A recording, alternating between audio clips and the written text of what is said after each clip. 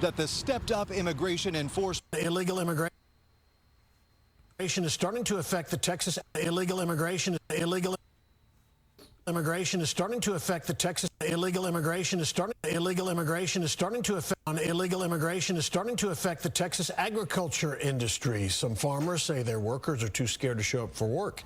Fox 4's Casey Stegall spoke with the Texas Agriculture Commissioner about the recent immigration raids. Casey. Hey, Steve, good to see you. The state Republican Agriculture Commissioner tells me that the stepped-up immigration enforcement is taking a toll on the industry, not just here in Texas, but beyond, while federal immigration authorities say they're only doing their jobs.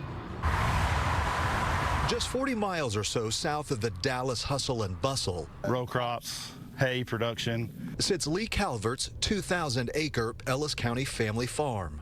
My father helps me. Obviously, my little sister helps. My wife, huge help. I've got 3 sons, and they're coming along and doing what they can. Calvert knows he's lucky not having to rely on farm hands to check the chores off, because those who do say absenteeism among hired migrant help has disrupted their entire operations. They hear that ICE is coming, or they see somebody from INS roll up.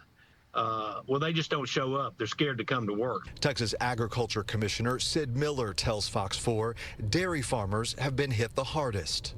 But on a dairy, those cows, they never stay milked. You milk them 3 times in a 24-hour period.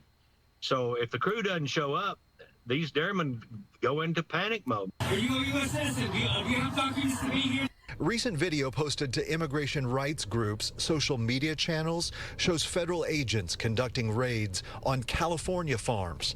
President Trump in the last week briefly paused this type of enforcement within a handful of economic sectors which rely heavily on migrant labor, like agriculture.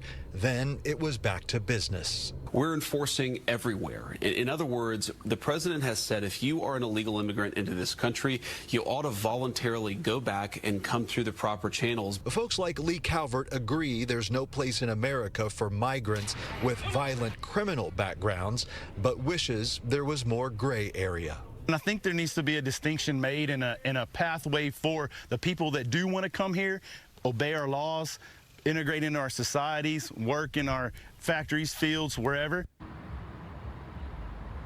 So the U.S. Department of Agriculture estimates that more than 40% of the nation's farm workers are undocumented.